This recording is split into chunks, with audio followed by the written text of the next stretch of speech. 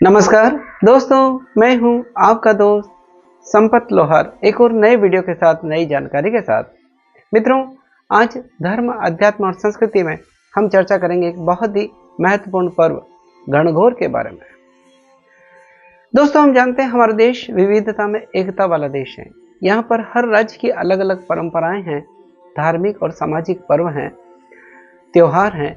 उन्हीं में एक पर्व आता है गणगौर का, जो विशेषकर राजस्थान में मनाया जाता है।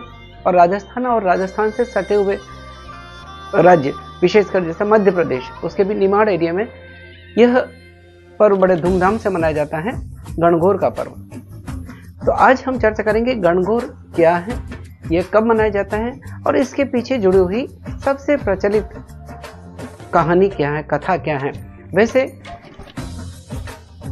कई सारी कहानी या कथा इसके साथ में प्रचलित है। हम आपके बीच में एक कथा साझा करने वाले हैं जो शिव और पार्वती के बारे में है। शिव और पार्वती से जुड़ी एक पौराणिक कथा जो गणगौर से संबंधित है, आपके बीच में साझा करने वाले हैं। और दोस्तों, ये भी है कि अलग अलग क्षेत्र के हिसाब से थोड़ा बहुत इसके मनाने की परंपरा में भिन्नता आ सकती है, लेकिन गणगौर का जो पर्व है यह मनाया जाता है चैत्र शुक्ल तृतीया को। इसलिए उस तृतीया तिथि को, चैत्र शुक्ल तृतीया तिथि को, जिसे गौरी तृतीया भी कहा जाता है। इसके पीछे बात करने के पहले हम यह समझने की कोशिश है कि आखिर गणगौर है क्या और कैसे मनाया जाता है। गणगौर अगर देखा जाए तो दो शब्दों से मिलकर बना है। अगर हम संधि विच्छेद करें कि गण और गौर, यानी गण यहाँ संदर्भित है, शिव से संदर्भित है, और गौर यानी माता पार्वती से संदर्भित है। तो ये शिव और पार्वती से जुड़ा हुआ पर्व है। इसमें गौरी यानी पार्वती की और ईश्वर यानी शिव के प्रतिरूप में मिट्टी की या लकड़ी की मूर्तियां बनाकर उनकी पूजा की जाती है। यह व्रत इसलिए भी महत्वपूर्ण है कि सुहागन स्त्रियां अपने सुहाग की लंबी आयु के लिए और स्वस्थ जीवन के लिए कामना करते हुए इस व्रत को करती हैं। और जो अविवाहित महिला हैं वो अच्छे सुयोग्य वर की कामना के साथ में इस व्रत को करती हैं। यानी महिलाओं के लिए, जो सुहागन स्त्रियां हैं उनके लिए भी और अविवाहित है उनके लिए भी यह व्रत बहुत ही महत्वपूर्ण है। महत्वपूर्ण गणगौर की पूजा होती है। इस गणगौर की पूजा में ऐसा माना जाता है कि माता पार्वती होली के दूसरे दिन अपने पीहर आई थी और वहां करीब 18 दिन रही थी, और 18 दिन बाद यानी चैत्र शुक्ल तृतीया के दिन भगवान शिव उनको लेने के लिए आए थे और उनकी विदा हुई थी। इसलिए चैत्र शुक्ल तृतीया को गौरी तृतीया भी कहा जाता है। और गणगौर की पूजा कहीं कहीं 18 दिनों की जाती है, कहीं 16 दिन की, और कोई एक दिन की ही यानी तृतीया के दिन ही पूजा करते हैं। अलग अलग परंपराएं हैं, अपनी अपनी मान्यता है। जो हम जानकारी आपके बीच में साझा कर रहे हैं वो अपनी परंपरा पर, हमारी मान्यता पर, हमारी आस्था पर आधारित है। दोस्तों, अब सुहागन स्त्रियों की इस कामना के साथ में गणगौर की पूजा करती हैं कि उनके सुहाग को दीर्घायु मिले, स्वस्थ रहें। और अविवाहित महिलाएं इस कामना के साथ में कि उन्हें सुयोग्य और अच्छा वर मिले। इसके साथ जुड़ी एक पौराणिक कथा आती है, वो है शिव और पार्वती की। दोस्तों, एक बार की बात है कि माता पार्वती और भगवान भोलेनाथ शिव नारद मुनि के साथ में पृथ्वी पर एक गांव में आते हैं। जब गांव वालों को यह पता पड़ता है कि भगवान भोलेनाथ, शिव और माता पार्वती वहां नारद जी के साथ में आए हैं, तो वो उनके स्वागत की तैयारी करने लगते हैं। निर्धन महिलाएं, अमीर महिलाएं, सभी लोग भगवान भोलेनाथ और पार्वती के स्वागत की तैयारी करने लगते हैं। अलग अलग तरह के पकवान या मिष्ठान बनाने लगते हैं। जो सबसे पहले जो निर्धन महिलाएं थी वो माता पार्वती और शिव के पास जाते हैं, और जो भी उनके पास घर में था पूजा के लिए, स्वागत के लिए, जैसे अक्षत हैं, फूल हैं, फल हैं, जो भी था वो निर्धन महिला लेकर माता पार्वती के पास जाती हैं। जब माता पार्वती उनकी श्रद्धा को देखती हैं, उनकी भक्ति को देखती हैं, तो वो उनके ऊपर, निर्धन महिलाओं के ऊपर हाथ में जल लेकर सुहाग रस उनके ऊपर छिड़कती हैं और उन्हें अमर सुहाग का वरदान देती हैं। इस तरह से वो प्रसन्न होकर सारी निर्धन महिलाएं वहां से चली जाती हैं। कुछ समय बाद में उस गांव की, उस शहर की अमीर महिलाएं आती हैं, जो थाली में अच्छी तरह से थाली में पकवान स्वागत की तैयारी के लिए सजाकर माता पार्वती के पास आती हैं। अब जब उनको देखकर भगवान भोलेनाथ माता पार्वती से कहते हैं कि पार्वती, आपने सारा सुहाग रस तो उन निर्धन महिलाओं को दे दिया, अब आप इन्हें क्या दोगे? तब माता पार्वती कहती हैं कि जो भी श्रद्धापूर्वक मेरे पास आता है उन्हें अवश्य कुछ मिलेगा। और माता पार्वती कहती हैं कि मैं इन्हें अपने जैसे सौभाग्य का वरदान देती हूँ।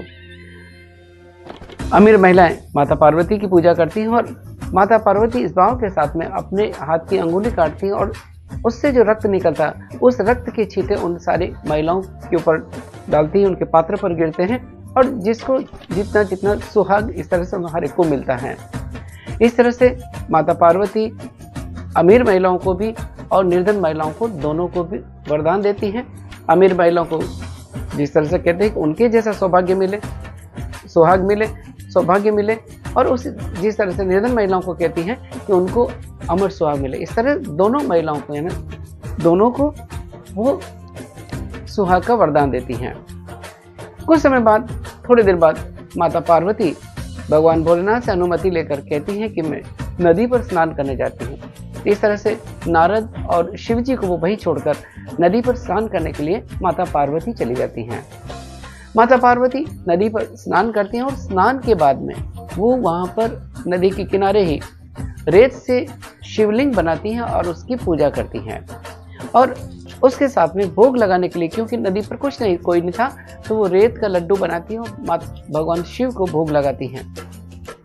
इस तरह से वो भगवान शिव की पूजा करती हैं माता पार्वती वहाँ पर, और फिर लौट कर आती हैं। जब आती हैं तो वो देर हो जाती है, तो भगवान शिव माता पार्वती से पूछते हैं कि आप इतनी देर क्यों लगाई, इतनी देर कहाँ थे? तब माता पार्वती कहने लगी कि मुझे रास्ते में नदी से जब स्नान करके लौट रही थी तो मेरे रिश्तेदार मिल गए, उन्होंने भाई भावज मिल गए, उन्होंने मुझे दूध और भात खिलाया, इसलिए उसको खाने में मुझे देर हो गई। माता पार्वती जब इस तरह से कहती हैं, भगवान भोलेनाथ तो अंतर्यामी थे, वो सब कुछ समझ गए, लेकिन वो भी कहते हैं कि हम भी भगवान शिव कहते हैं पार्वती से कि हम भी आपके रिश्तेदारों से मिलना चाहेंगे। अब माता पार्वती दुविधा में पड़ती हैं, फिर अपनी माया से एक वो बहुत सुंदर महल बनाती हैं। भगवान शिव नारद जी के साथ, पार्वती के साथ में फिर उस महल में जाते हैं तो उनका बहुत जोरदार स्वागत होता है। देखकर वो बड़े प्रसन्न होते हैं और स्वागत के बाद भोजन करने के बाद में भगवान शिव और नारद और वापस वहाँ से निकलते हैं। जब महल से निकलते हैं तो रास्ते में भगवान शिव को याद आता है कि उनकी रुद्राक्ष की माला उसी महल में छूट गई है। ये बात वो नारद जी से कहते हैं और नारद जी को कहते हैं कि नारद, तो महल में जाकर जो मेरी रुद्राक्ष की माला छूट गई है वो फिर से लेकर आ जाओ। नारद जी उस महल में जाते हैं जहाँ पर उनका जोरदार स्वागत हुआ था, लेकिन उस जगह पर जाते हैं तो देखते हैं वहाँ तो कोई भी नहीं है, कोई महल नहीं है, और जो भगवान भोलेनाथ की रुद्राक्ष की माला थी वो एक पेड़ पर लटकी हुई थी। यह माला लेकर नारद जी भगवान भोलेनाथ के पास आते हैं और कहते हैं कि भगवान, वहाँ तो कोई भी महल नहीं है और आपकी ये रुद्राक्ष की माला ये तो पेड़ पर लटकी हुई थी। तब भगवान भोलेनाथ कहते हैं कि यह सब माता पार्वती की माया थी। माता पार्वती कहती, नहीं भगवान, ये आपकी माया है। इस तरह से माता पार्वती और भगवान भोलेनाथ वहाँ से लौटते हैं और जिस तरह से माता पार्वती ने सबको सुहाग का वरदान दिया, कृपा करी, वैसी ही कृपा सब पर बने। भगवान शिव और माता पार्वती की कृपा हम सब पर बनी रहे।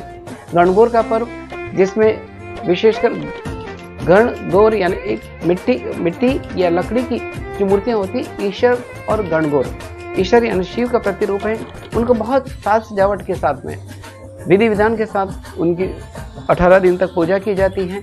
और फिर तृतीया के दिन, चैत्र शुक्ल तृतीया के दिन, उन मूर्तियों को जल में विसर्जित कर दिया जाता है, तालाब में या किसी नदी में उनको विसर्जित कर दिया जाता है। और इस पर्व की एक विशेषता है कि यहाँ के भगवान गणगौर से जुड़े हुए लोकगीत हैं, वो इस पर्व की आत्मा हैं। इसमें महिलाएं गणगौर की गीत गाती रहती हैं और पूरे श्रृंगार के साथ में, 16 श्रृंगार के साथ में गणगौर की पूजा की जाती है। ये बहुत ही लोकप्रिय पर्व है जो विशेषकर राजस्थान में भी जयपुर और उदयपुर की गणगौर बहुत ही प्रसिद्ध हैं राजस्थान में, और इसी तरह से मध्य प्रदेश में भी यह गणगौर का पर्व मनाया जाता है। हमारा एक छोटा सा विनम्र प्रयास रहता है दोस्तों कि हम अपनी संस्कृति और परंपराओं में जो भी व्रत और त्योहार मनाते हैं उसके पीछे जुड़ी हुई अगर पौराणिक कथाएं हैं, तथ्य हैं, वो हम आपके बीच में साझा करें। जो जानकारी हमने संकलित करी आपके बीच में साझा करने का प्रयास किया।